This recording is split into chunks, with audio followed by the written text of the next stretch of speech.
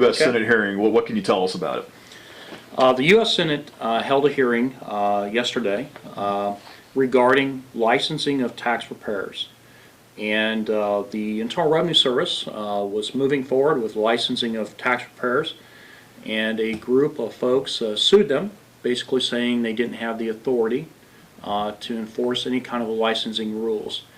This is really bad because for years, many years, in fact in the state of Indiana, we've never had a licensing requirement.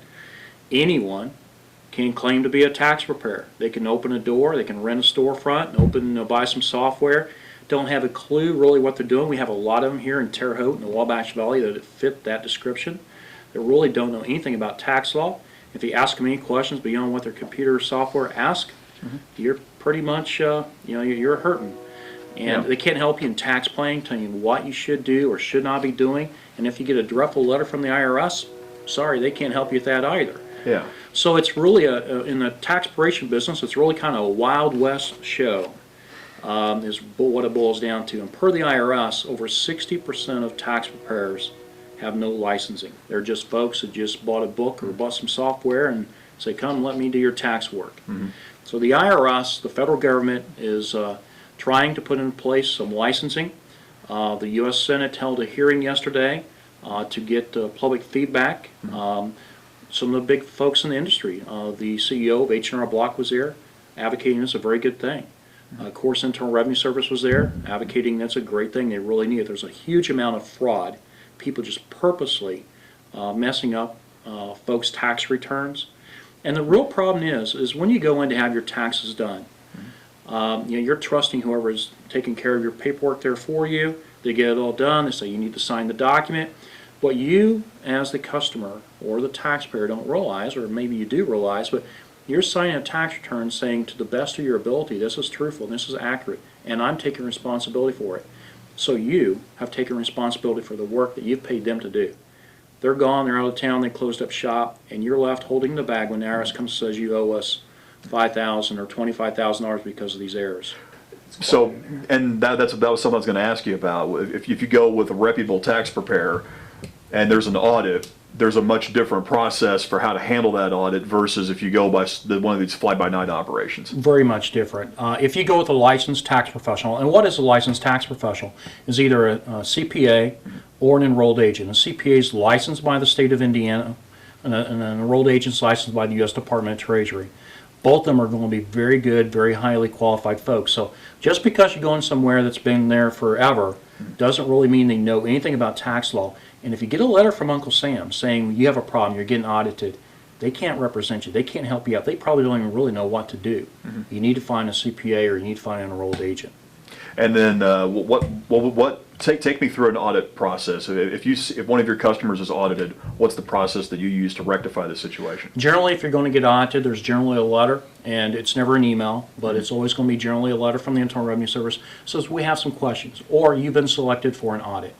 And then they'll explain to you exactly what the question or what the audit's going to be. If you're a small business owner, we want to look at your business income expenses. Or if you're a rental property owner, we want to look at your rental income expenses. We want to see what's going on.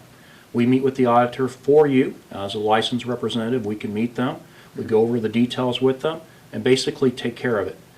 If you do not have a licensed tax representative working for you or helping you with this, you're basically on your own. And I often put it this way, it's like you going to court all by yourself.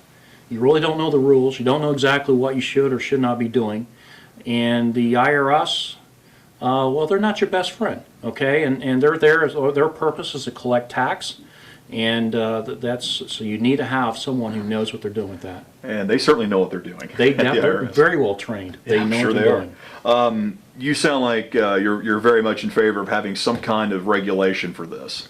You know, I am in big time favor of this. 60%, and I'm not going to name names, but we have a lot of folks right here in Terre Haute area that should not be in the tax business. They don't know what they're doing.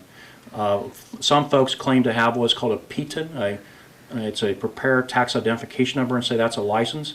Anyone can get a PTIN. Anyone can send in a $60 fee to the IRS, and all it does is tells the IRS, I'm going to be preparing a tax return, and the IRS says, fine, here's your PTIN.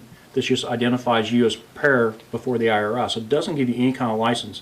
So I am in favor of a licensing. I'm in favor of someone actually, taking some education, taking some testing to know what their skill level is, and for them to know tax law so that they're helping you instead of hurting you.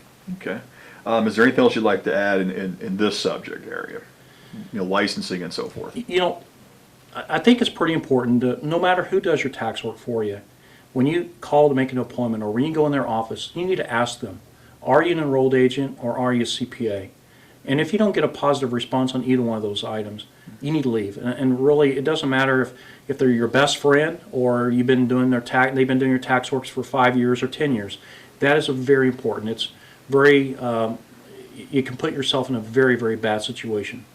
Especially small business owners? Especially, well, pretty much anyone, but especially small business owners, especially rental property owners, people that has a little bit of a complicated return, they really need to make sure they get somebody that knows what they're doing, get a licensed tax professional. Okay, you mentioned you're an enrolled agent. What is the U.S. Department of Treasury? What are some of the hurdles you have to clear to get their seal of approval, so to speak? Well, let me kind of explain the difference between the CPA and an enrolled agent. Okay. A CPA is licensed by the state of Indiana or Illinois, or it's a licensing by a particular state. A majority of their testing or training is in financial statements, and they're very, very good at that. But they don't have so much tax law knowledge. They do some, but they at least have had some tax law knowledge. And an enrolled agent's licensed by the U.S. Department of Treasury.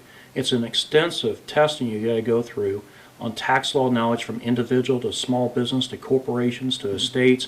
Pretty extensive, and all you have to do, and then you have to maintain a license. You have to take so much continuing education each year to keep that license available. So when you're needing to find somebody that really knows tax law extremely well, you need to find yourself an enrolled agent. Okay, and I'm sure with those testing, there's fees that you incur for that. So you're putting your own money into that. It is just to study up for the test. All of my staff are enrolled agents, or they're studying to become enrolled agents. The testing material is about $1,000 outlay. The test itself is about $200 for each part. And then we got continuing education every year we have to go through. That's probably another $2,000 or so each year that we have to spend in continuing education just to stay current in our job. That's incredible. Okay, anything else on this?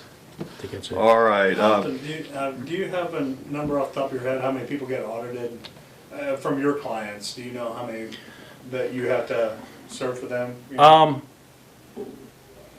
Percentage-wise, it'll be way less than 1% as far as the number of clients that we see that get audited of our own clients. We get a lot of folks that have not been our clients. They went somewhere else and they're getting audited, and they want to come in and have us help them out of the situation because whoever they went to is not licensed. So we get a lot of that. But because we are licensed, because we know tax law, the number of folks that we have that get audited is really very small. It's got to be heartbreaking for you to see that someone's coming to you after an audit in a situation like that. It is, I feel sorry for the individual. Certainly, my intent is to help them. But I feel more sorry for them because the place that they went to, they thought they was getting somebody qualified. They thought they was going to a place that was be reputable and knew what they were doing, and all they were doing was just getting ripped off. Yeah. When you go someplace because the fee is cheap, there's something that's not going to be right there. Okay.